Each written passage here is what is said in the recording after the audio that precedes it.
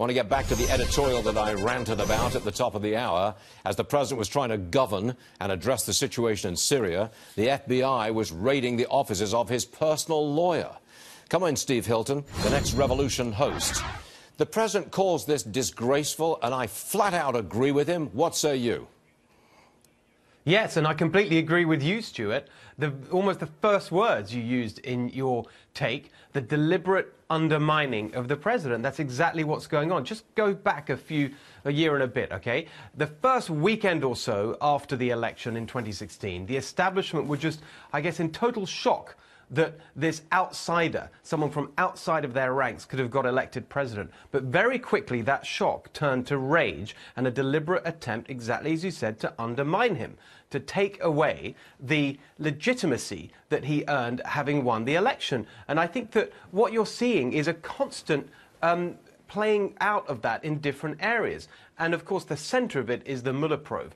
All the time, what this shows is that the elites and the establishment who hate Donald Trump really care much more about the superficial things, about the things he says or tweets, the way he looks, even the things he eats, than the substance of his presidency. Because on every single measure, not just the economy, where you've got this incredible boom in investment, jobs are coming back, you've got incomes rising after decades of stagnation, but also, as we just heard, on China, on North Korea, on Syria, even tougher on Russia than Obama ever was. Right across the board on the substance, he's actually doing really well. But they don't want to hear that because they can't stand him as an individual. They actually broke down the door to his office, to his lawyer's office, took away all these personal records of the president and of his lawyer. That's a direct breach of the attorney-client special relationship. Now the authorities have the president's personal records. They're not supposed to use them.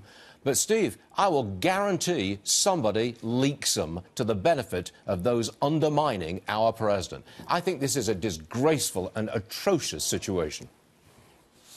It really is, because what you're seeing is the whole of the machinery of the establishment, not just the politics, but the media and the bureaucracy. And that's what's really scary for Americans watching today, is the fact that the institutions that are supposed to be impartial to protect them, to uphold the law and the Constitution, are actually working against their elected presidents. That's why you're right to use the word that you did earlier, and the president's quite right to describe it as a disgrace and a threat to all Americans, not just him.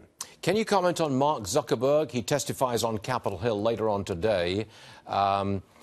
Alibaba's Jack Ma publicly challenged Zuckerberg to fix the problem. What do you think Zuckerberg has to do? Can you comment on that? I know you have a familiar relationship with the Facebook company.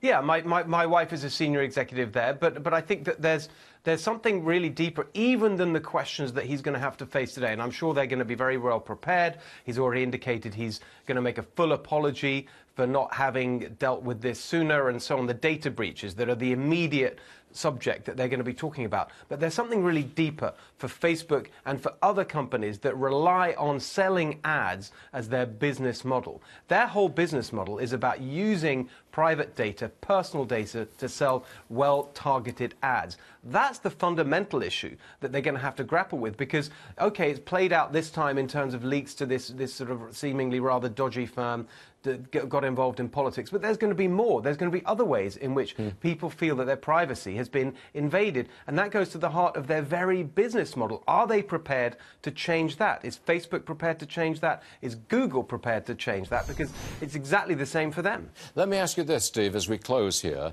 If you were to pay Facebook $1 a month, say, and in return they did not use any of your information, so you paid for the service, they didn't use your information, is that an option you'd take?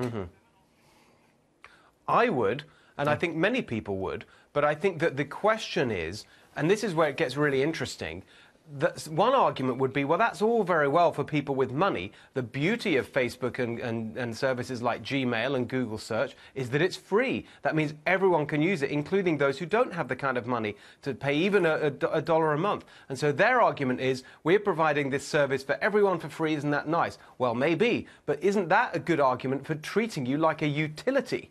which is something like a basic need that everyone has. If they get into that argument, I think it opens up a whole new world of how they should be treated by government and how they should be regulated. But it would be income, would it not? I mean, $1 a month from 2 it certainly billion people would be pretty good. OK. Steve, I've got to close it. It'd be good income, but I don't know if they're going to go with it. We'll be watching the show, and that's a promise. Steve Hilton, thanks for joining us, as always. Cheers, mate. See you later. Thanks, Stuart.